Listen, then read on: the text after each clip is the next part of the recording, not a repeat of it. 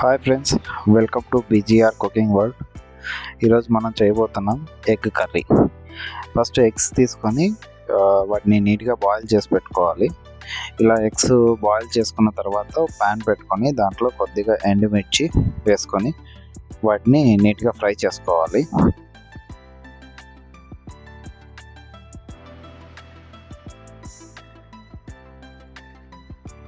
ఇలా ఎండుమిర్చి ఫ్రై అయిన తర్వాత ఎండుమిర్చిని సపరేట్గా బౌల్లోకి తీసుకొని అదే ప్యాన్లో కట్ చేసిన ఉల్లిపాయలు ప్లస్ టమాటోలు వేసుకొని కొద్దిగా సాల్ట్ వేసుకొని వాటిని మగ్గనివ్వాలి.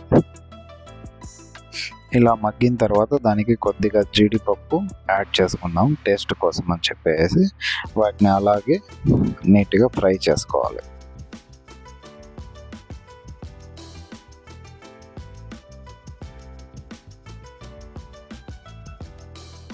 వన్స్ ఇవి ఫ్రై అయిపోయిన తర్వాత ఈ ఫ్రై చేసుకున్న ఎండుమిర్చిని, టమాటోలు, ఆనియన్స్ని ప్లస్ దాంతోపాటు కొద్దిగా కరివేపాకు యాడ్ చేసుకొని దాన్ని మిక్సీకి మెత్తగా ఇలా పేస్ట్ లాగా చేసుకోవాలి. దెన్ ఆ తర్వాత బాయిల్ చేసి పెట్టుకున్న ఎగ్స్ని ఇలా హాఫ్కి కట్ చేసుకొని వాటిని ప్యాన్లో వేసి నెమ్మదిగా ఫ్రై చేసుకోవాలి. లేదు అంటే మనం దీంట్లో గరిటె పెట్టకూడదు. లేదంటే ఏమవుతుందంటే మొత్తం ఎగ్స్ అన్నీ స్మాష్ అయిపోతాయి. ఎగ్స్ స్మాష్ చేసుకోకుండా నీట్గా జాగ్రత్తగా ఫ్రై చేసుకోవాలి వీటిని.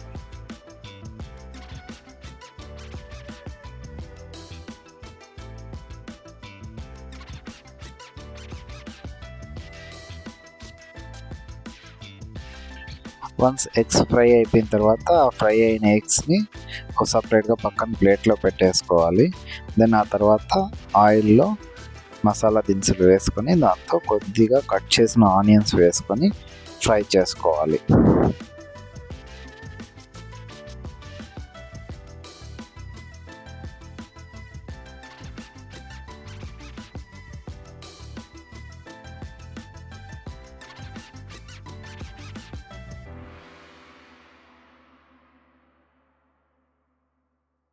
ఇలా ఆనియన్స్ ఫ్రై అయిన తర్వాత దీంట్లోకి ఇప్పుడు కొద్దిగా జింజర్ గార్లిక్ పేస్ట్ యాడ్ చేసుకుంటాము. దాన్ని అలాగే పచ్చివాసన పోయేంత వరకు ఫ్రై చేసుకోవాలి.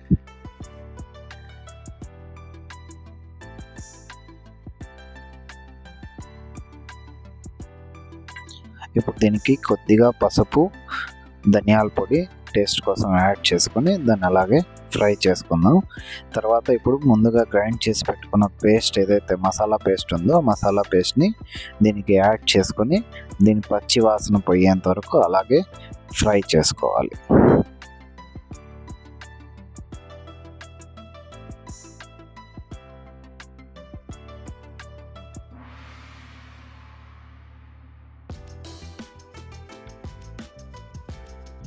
ఇప్పుడు ఈ మసాలాకి కొద్దిగా వాటర్ యాడ్ చేసుకుందాం గ్రేవీ కోసం అని చెప్పేసి. వన్స్ దాన్ని కొద్దిగా బాయిల్ అవ్వనివ్వాలి. వన్స్ ఇది బాయిల్ అయిన తర్వాత మనం ఫ్రై చేసి పెట్టుకున్న ఎగ్స్ ఏవైతే ఉంటాయో దాన్ని దీనికి యాడ్ చేసేసుకొని దెన్ సర్వ్ చేసుకుంటే మన ఎగ్ కర్రీ రెడీ అయిపోతుంది. Thanks for watching the BGR cooking world.